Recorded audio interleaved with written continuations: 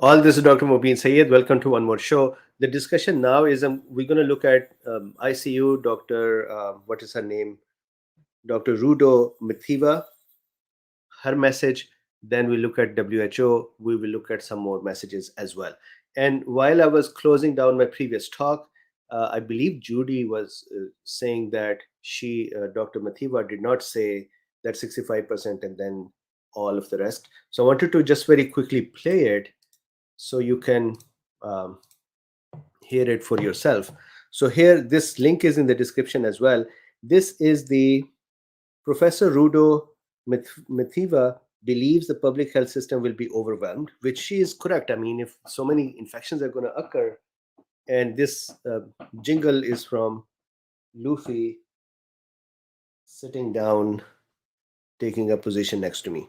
So here in this video, at about 51, I'm going to play this. I hope you can hear it. Critical care intervention.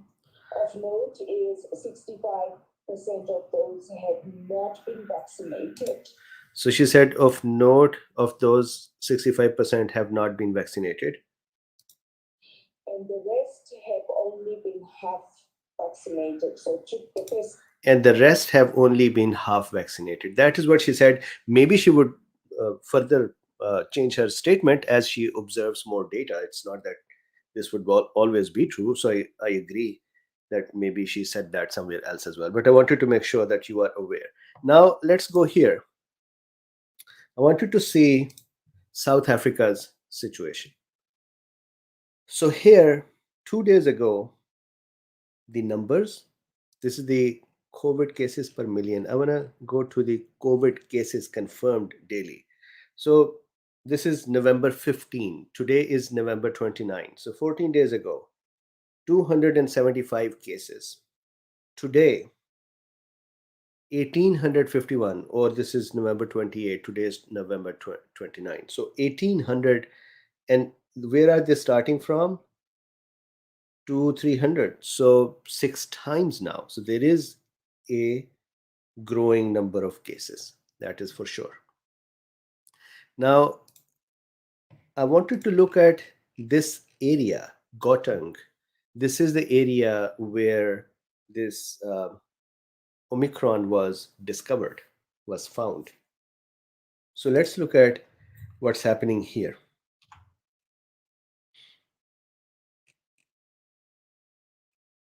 So I'm going to look at this number. So here, this is there were 1,910. This is November 28th.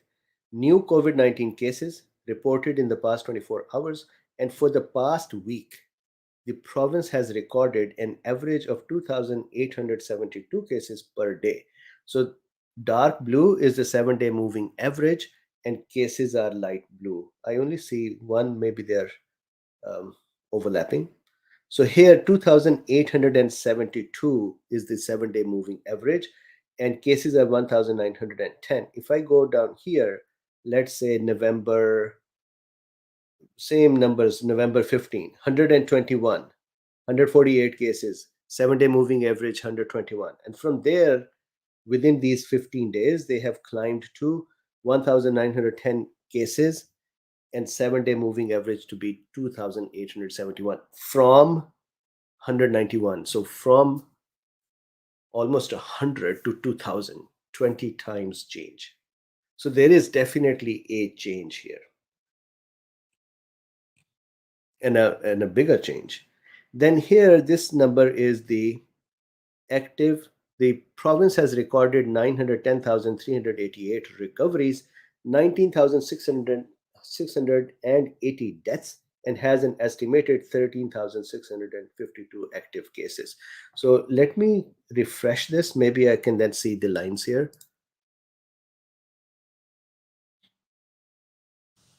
I wanted to see if the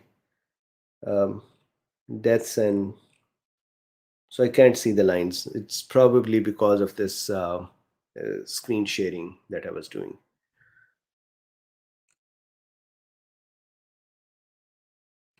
This is the overall number of deaths in South Africa versus Gauteng. And of course, for the whole country, the number of deaths, unfortunately, is bigger.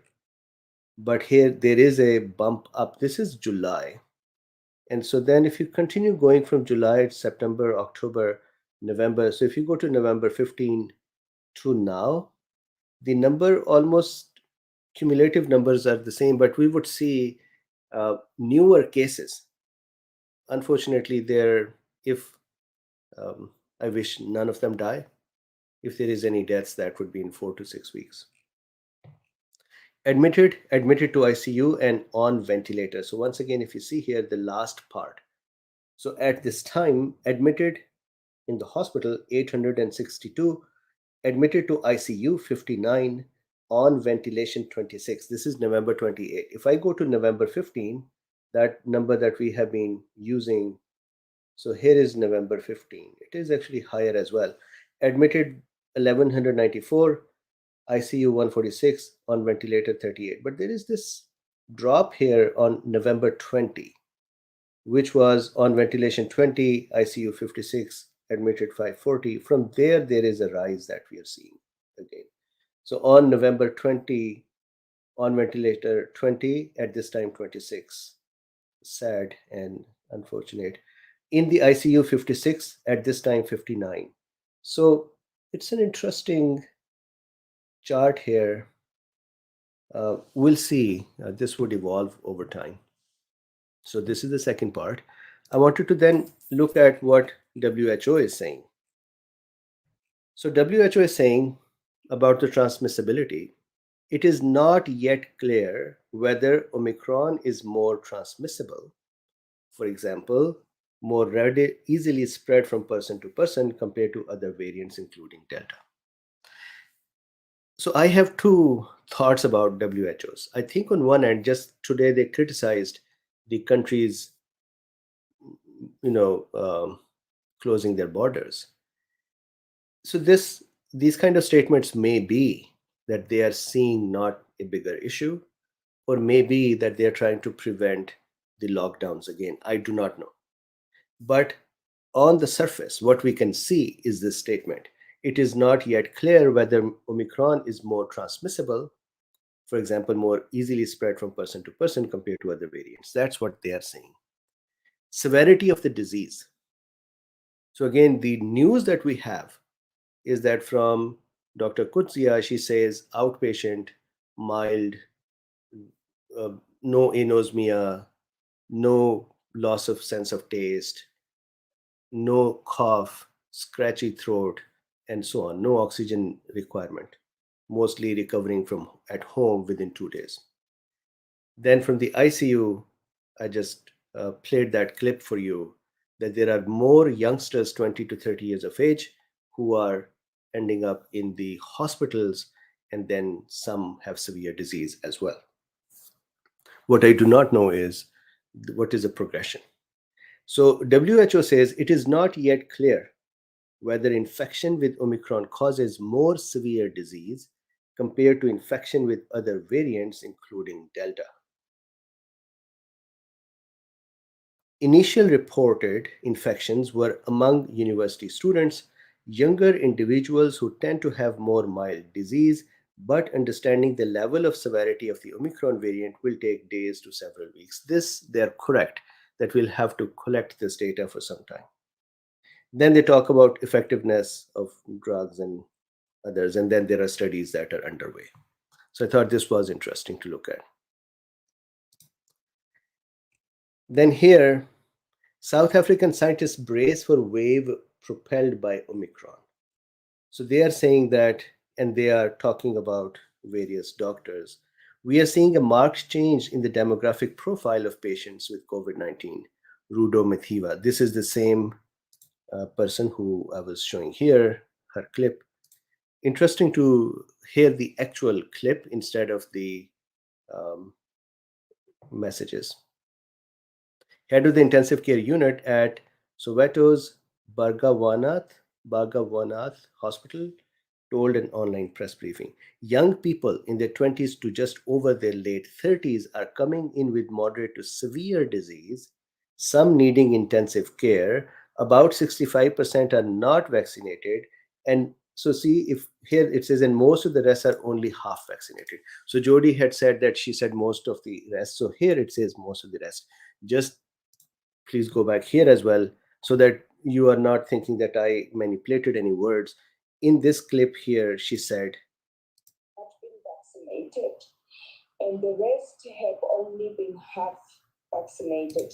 So the rest have only been half vaccinated. So it is totally fine that she is updating her statement based on what she's observing. So there's no fight there. Uh, what looked like a cluster infection among some university students in Pretoria ballooned into hundreds of new cases and then thousands, first in the capital city and then to nearby Johannesburg, South Africa's largest city. So if I go back here for a second to GISAID, the cases are now, as you can see, 1, 2, 3, 4, 5, 6, 7, 8, 9, 10, 11, 12, 13, 14, 15 in 15 countries. And here is the number of cases. So South Africa, 114, Botswana, 19, and then so on. It would have been interesting to actually see comparative chart to say South Africa 114 are Omicron and then X number are Delta. That would have been interesting to see. Okay, so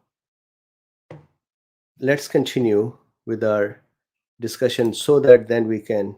So I've done the rest of these discussions. Okay, so I wanted to make sure that we can look at this as well. Now, if you are comfortable, I'm going to close down this one as well. Sorry for doing this, but then we'll do a chit chat. I want to separate the chit chat from the remaining topics so that one can easily figure out which video to watch. So do me a favor, please like, subscribe, and share. And if you would like to support this work, there are links in the description. You can buy me a coffee, or you can be a patron, or you can use PayPal. So thank you very much. I'm going to come back once more and we'll talk about just general questions on YouTube. After that, I'll see if I can do Twitter. If not, then tomorrow, somewhere during the day, Twitter and Patreon separately, I'll answer those as well. So give me a few minutes and I'll be back. My apologies for this, but if I just make it one big talk, then it just becomes too mixed up with many topics.